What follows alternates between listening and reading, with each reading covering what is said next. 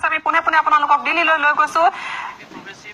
আমাৰ ডেমক্ৰেটিক সংগঠন আমি একেলগে ইয়াত বহিছো আৰু গভৰ্ণমেণ্টৰ কাৰণে এইটো এটা সোণালী সুযোগ আৰু ইয়াৰ পিছতো যিখিনি ৰিভলিউচনাৰী গ্ৰুপ আছে এই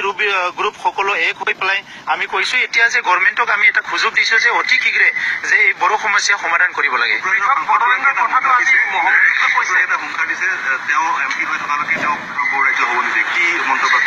এইটো আনকনষ্টিটিউচনেল এটা ষ্টেটমেণ্ট এজন MP হৈ পেলাই কোনোবা জাতি জনগোষ্ঠীৰ যিটো ৰাইট অধিকাৰ ইয়াৰ বিপক্ষে কোনো এজন লেজিসলেটৰে বা কোনো এজন মানে সংসদে তেনেকা কথা ক'ব নোৱাৰে গতিকে কোকৰাঝাৰৰ সংসদজনে ভাৰতৰ সংবিধানখন কিমান জানে আমি ডাউট আছে ই কৈছে যে ইমান % বড়োৰ কাৰণে বদলেন সৃষ্টি হ'বলৈ নিদিও আমাৰ প্ৰশ্ন যে তেখেতে ভাৰতৰ সংবিধানটো বিশ্বাস কৰে নে নকৰে আমিতো কৰো আৰু তেখেতে এটা সময়ত ভাৰতৰ সংবিধানটো বিশ্বাস নকৰো বুলি পেলাই সবাৰিন মানে অসম বিচাৰিছিলে সেই সময়ত তেখেতে কিমান % মানুহক লৈ পেলাই সবাৰিন অসম বিচাৰিছিলে এই কথাটো স্পষ্ট কৰক ৰাইজক আৰু ভাৰতৰ সংবিধানত তেনেকুৱা কথা নাই ভাৰতৰ সংবিধানত 2 জনক 5 জনক অধিকাৰ দিব নালাগে বুলি কতো লিখা নাই এটো গভৰ্ণমেণ্টে এক্সামাইন কৰিব and who is he to examine this he তেখেতে এইটো ক'বৰ কাৰণে কোন হয় কাৰোবাৰ অধিকাৰৰ কাৰণে আপুনি নিজৰ কাৰণে কাম কৰক কাম কৰিব আহিছে কাম কৰক উন্নয়নৰ কাৰণে জাতি গোষ্ঠীৰ কাৰণে কাম কৰক কিন্তু ভাৰতৰ সংবিধানক কাকবা বিৰোধিতা কৰাৰ কাৰণে কাকবা অপোজ কৰাৰ কাৰণে তাত কিন্তু কোনো ব্যৱস্থা নাই গতিকে আমিও কৰা নাই আমি কোনো জাতি গোষ্ঠী কথাটো আজি হোম মিনিষ্টাৰে কৈছে পৃথক বড়োলেণ্ড লাগে বুলি স্পষ্ট কৈছো আমাৰ মেমৰেণ্ডামতে এই কথাটো আছে আমাৰ একদম মানে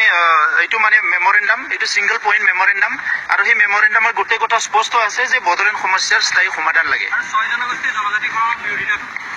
নাই 6 জনগোষ্ঠী জনজাতিৰ বিৰোধিতাৰ কথাটো আমি আগতে স্পষ্ট কৈছো যে এইটো আমি আলোচনা কৰা নাই এইটো আমাৰ ইস্যু নহয় এইটো তেখেতসকলে কৰিব আমি আমাৰ কথা পাতিব আহিছো আমাৰ কথাটো স্পষ্ট কৈছো বড়োসকল ভাৰতৰ খিলঞ্জীয়া মানুহ যে ভাৰত নাম অসম নাম জন্ম হোৱাৰ বহুত আগৰ পৰাই বড়োসকলে এই ব্ৰহ্মপুত্ৰ ভেলীত আমাৰ ঐতিহাসিকভাৱে আমি তাতে বসবাস কৰি আছো গতিকে আমাৰ অধিকাৰ লাগে আমি কাৰো অধিকাৰ খৰ্ব কৰা বিচাৰ নাই আমি জয় আই অসম কম আৰু একেলগে আমি জয় বড়ো হাৰিনী জয় বুলিও কম গতিকে আমি বড়ো সমস্যা সমাধান কৰাটো আমি অতি শীঘ্ৰে বিচাৰিছো ছেটিছফাইড আনছেটিছফাইড কথাটো ক'ব বিচৰা নাই যেতিয়ালৈকে বড়োলেণ্ড সমস্যা সমাধান নহয় আমি কেতিয়াও ছেটিছফাইড নহয়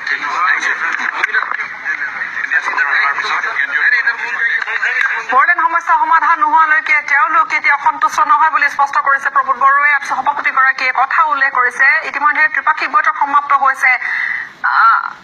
এপছুৰ লগতে NDFP প্ৰগতিশীল আৰু আন কেইবাটাও সংগঠনৰ সৈতে আমি 2014 চনৰ ডিচেম্বৰ 22 তাৰিখে আলোচনা কৰিছিলো তাৰপিছত 2 বছৰৰ মূৰত আজি অৱশ্যে প্ৰথম আৰু ইয়াত আমি সুখী হৈছো যে সহস্ৰ সংগ্ৰাম কৰা সংগঠনৰ লগতে অল বড়ো ষ্টুডেণ্টছ ইউনিয়ন আৰু people's action committee for Bodoland movement এই দুটা গণতান্ত্ৰিক সংগঠন আমাৰ লগত একেলগে আলোচনাত মিলিত হৈছে আৰু ভাৰত চৰকাৰক এটা সুযোগ দিছো যে বড়োসকলৰ সমস্যা সমাধান কৰিবৰ কাৰণে মাজে সময়ে চৰকাৰে কৈ আহিছে বড়োসকল একত্ৰিত হওক আৰু একেলগে হৈ আলোচনা কৰিলেহে সমস্যা সমাধান হ'ব আৰু সেই কথাটোৰ ওপৰত গুৰুত্ব দি আমি বড়োসকলে যিখিনি সংগ্ৰামী দল আছে একত্ৰিত হৈ পেলাই চৰকাৰৰ লগত আলোচনা কৰিছো আমাৰ বড়োসকলৰ দীৰ্ঘদিনীয়া যি দাবী যে সুকীয়া বড়ো ৰাজ্য লাগে এই কথাখিনি আমি চৰকাৰৰ ওচৰত স্পষ্টকৈ কৈছো আমি আশা কৰোঁ ভাৰত চৰকাৰে আমাৰ যি দাবী গুৰুত্ব সহকাৰে লৈ বড়ো সমস্যা সমাধান কৰিবৰ কাৰণে বড়োলেণ্ড ৰাইজে দিয়াৰ স্বাৰ্থত তেওঁলোকে সুব্যৱস্থা কৰিব আৰু এটা স্পষ্ট নীতি লৈ সমস্যা সমাধান কৰিবৰ কাৰণে আগবাঢ়ি আহিব আজি আলোচনালৈ আপোনালোক ছেটিছফাইড আজি যিখিনি আলোচনা হৈছে বিশেষকৈ ভাৰতৰ গৃহমন্ত্ৰী ডাঙৰীয়া অসমৰ পৰা এজন মন্ত্ৰী চন্দ্ৰমোহন ডাঙৰীয়া আৰু